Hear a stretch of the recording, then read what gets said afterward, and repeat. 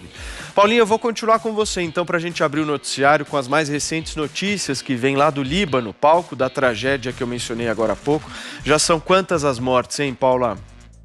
Já são mais de 100 mortos e a gente sabe que esse número tende a aumentar porque realmente foi alguma coisa de inacreditável, né? Em pronunciamento na TV, o primeiro-ministro do Líbano, o Hassan Diab, disse que os responsáveis pela explosão vão pagar o preço. Então, olha lá o que é que ele disse. Ele disse assim, ó, eu prometo a você que essa catástrofe não irá passar sem responsabilização. Os responsáveis pagarão o preço. Os fatos sobre esse armazém perigoso que existe desde 2014 serão anunciados e eu não irei antecipar as investigações. Então, é importante de saber que a gente ainda não tem certeza dos fatos. Eles também não têm certeza. Teremos aí 5 dias de apuração para entender o que aconteceu exatamente. Tem muitas imagens surreais dessa explosão. Vamos conferir um pouco aí de um dos vídeos que mais...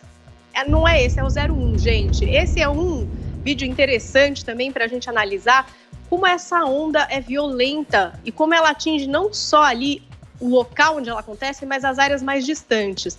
Vamos conferir o primeiro vídeo, que é de um homem que está num apartamento. Ele está filmando ali o que parece ser um incêndio, já tem muita fumaça quando acontece uma grande explosão. Tem esse vídeo para a gente conferir, aí eu vou trazendo aqui mais detalhes dessa questão da apuração e desse reservatório, desse armazém perigoso, não é verdade? Então, de acordo com o presidente Michel Aoun, cerca de 2.050 toneladas de nitrato de amônio, que é uma substância usada na produção de explosivos e fertilizantes, podem ter sido a causa dessa explosão. O material foi confiscado de uma embarcação e estava armazenado nesse local por anos. Então estava ali esse material bastante perigoso. Teve muitos ângulos aí capturados, teve gente que filmou do prédio, gente que estava no restaurante à beira-mar. Então, quer dizer, além dos feridos que a gente tem, muita gente foi jogada ao mar. Então, a gente esse tem aí é o barcos de 01, resgate. Paulinha. Esse é o 01, vamos conferir, ó. A explosão acontece, você vê que a pessoa, ela fica desconcertada, cai ali no chão, não sabe exatamente o que fazer, depois volta para filmar aquele cogumelo de fumaça, né, subindo, gritaria, enfim, a pessoa realmente atordoada porque não se sabe o que está acontecendo. Na sequência, a gente estava exibindo imagens de outros ângulos, então gente que estava na estrada, gente que estava na beira do mar, enfim, capturando essas imagens terríveis, né, assustadoras dessa explosão que aconteceu. Então, as autoridades também disseram que os familiares das vítimas receberão indenização. Essa explosão aconteceu na área portuária, mas pode ser sentida a 200 quilômetros do Líbano. Então, realmente foi alguma coisa que causou um impacto terrível, um impacto enorme. Olha esses outros ângulos, né? Nossa. Então, alguém de uma lancha, então viu a explosão aí do mar e deve ter sido desesperador, porque as pessoas não sabiam o que estava acontecendo, né? Até agora a gente não sabe exatamente o que causou essa explosão, como é que isso começou. E aí tem uma imagem de um carro que estava ali na estrada, vendo a fumaça, vendo, enfim, aquilo, filmando quando a explosão acontece e chega até o carro. E aí essa imagem é interessante, era o primeiro vídeo que a gente tentou colocar, porque mostra como é uma onda realmente violenta de destruição, né? Que não acontece só no lugar, ela se propaga. Se tiver agora o vídeo, que foi o primeiro que a gente... Olha aí, ó. Tem uma fumaça, né? E aí a explosão vem. E vem pra cima, né? Inacreditável, Paulo. É muito inacreditável. Agora, o que acontece? A área portuária está isolada, a gente tem agentes da Defesa Civil ali, ambulâncias, carros de bombeiro, tem imagens também circulando no Twitter, algumas muito fortes, muito pesadas. Essa é a do carro que eu estava dizendo, ó. Porque o cara tá filmando, ele não tá imaginando, né? Ele tá falando, tem uma fumaça, eu tô filmando, tá tudo bem, ó.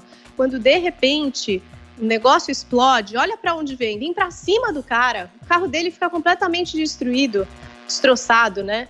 E ele tá, de certa forma, distante ali do acontecimento. Bom, a gente tem algumas imagens aí do que aconteceu na área, tem muita coisa rolando ali no Twitter. Aliás, imagens gráficas, a gente tentou pegar um segmento mais tranquilo para vocês poderem ver a devastação que está acontecendo ali.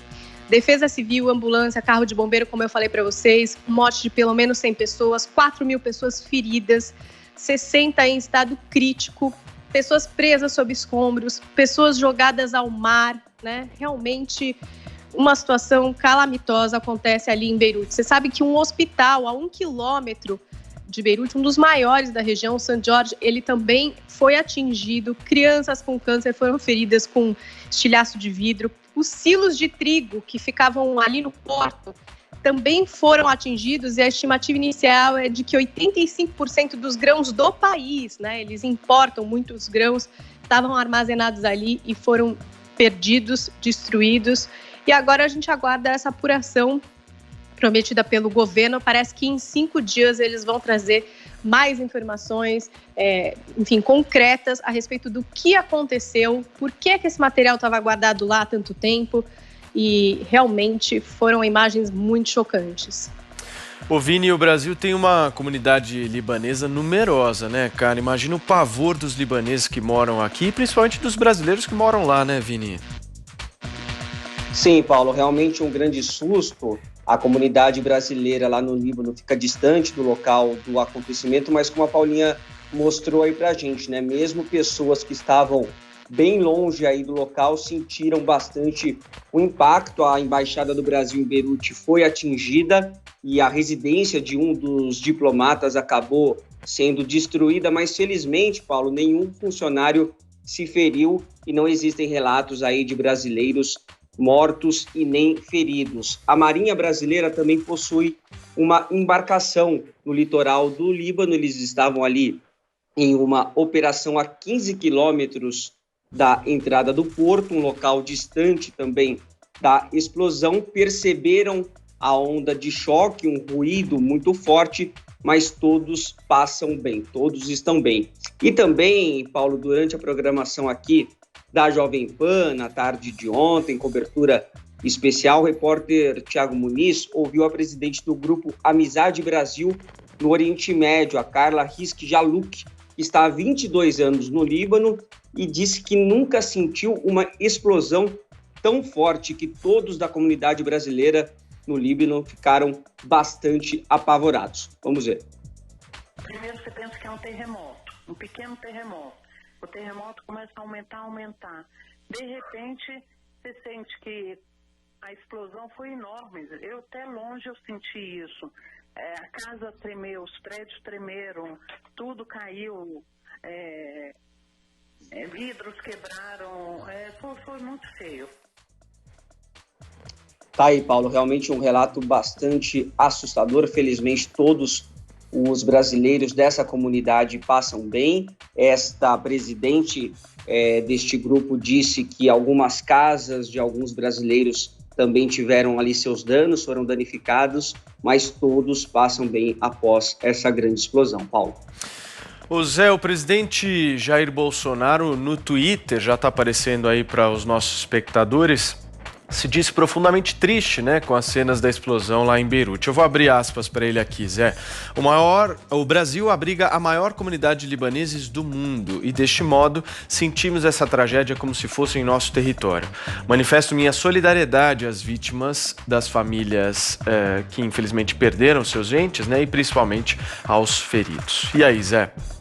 Olha, exatamente em decorrência, né, desse grande número de libaneses aqui no Brasil, a representação política é muito forte aqui, né? Existe um grupo de parlamentares, amigos, que defendem o Líbano e, enfim, e tem uma atuação política muito forte. O ex-presidente Michel Temer também se solidarizou e vários políticos por aqui. E é interessante que a comunidade brasileira no Líbano também é muito grande, né? Há uma troca muito intensa.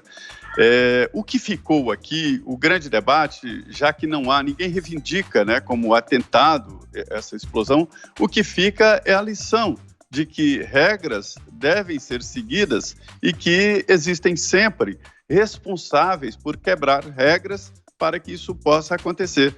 Manutenção, fiscalização são muito importantes e a fiscalização, quando chega, dá a impressão de que são achacadores, de que ficam atrapalhando a vida dos empresários, atrapalhando a vida das pessoas. Não, a fiscalização é exatamente para evitar tragédias como estas. Nós, recentemente, passamos por tragédia parecida, né? No caso de Mariana, em Brumadinho, que são também irresponsabilidades de pessoas que deveriam seguir regras e não seguiram. Então, não há ainda nenhuma reivindicação de que isso seja um atentado, e fique mais uma lição de que as regras devem ser seguidas e a fiscalização tem que ser responsável para evitar essas tragédias anunciadas. Muito bem, Joel e Adriles, antes de fazer essa pergunta para vocês, vou pedir para vocês serem um pouquinho mais concisos para a gente poder também abordar um outro assunto aqui nesse bloco. Ô Joel, essa tragédia se dá em que país, hein? Como é que é a realidade do Líbano hoje?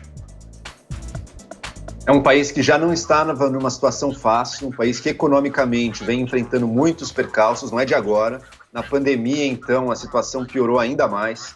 É um país com profundas divisões políticas. Enfim, é um país numa situação que já era muito difícil e, infelizmente, sofre uma tragédia dessas. No primeiro momento, ficou até em dúvida, né? Será que foi um atentado terrorista? Será que foi só um acidente? Felizmente, parece que não foi atentado, como o Zé Maria colocou aí, né? Então, em vez de uma tragédia dessas produzir ainda uma possível guerra, pelo contrário, está produzindo solidariedade na região. Até Israel ofereceu alguma ajuda aí também. Então, esperamos que, apesar do profundo sofrimento de agora, que o Líbano consiga sair dessa e ir se reconstruindo para, quem sabe, melhorar e voltar a ser no futuro tudo aquilo que ele pode ser. Adriles. Um Estado inchado, um Estado que tem uma servidoria pública muito precária, muito incompetente, é um Estado religioso. Pra você ter uma ideia, os cargos são distribuídos por cotas, os cargos legislativos entre 18 seitas oficialmente reconhecidas, o parlamento é meio cristão, meio muçulmano, o primeiro-ministro deve ser sempre um muçulmano sunita, o presidente é um cristão maronita e o presidente do parlamento tem que ser um xiita. Ou seja, é um barril de pólvoras, são várias seitas se enfrentando política e armisticiamente. A gente tem que lembrar que o Líbano, infelizmente, é a sede do Hezbollah, que é reconhecido em grande parte pelo mundo árabe, pelo Golfo Pérsico, mais pelos Estados Unidos, pela Argentina, por exemplo, é um movimento terrorista. Ainda bem, pelo menos até o momento, não há suspeita mais concreta de ser um ato terrorista, mas, assim, ainda esse descaso dessa quantidade de nitrato dentro de um lugar só é subproduto de um Estado inchado, ineficiente, que está com uma crise gigantesca que foi profundamente agravada por esse tipo de isolacionismo, né? Enfim.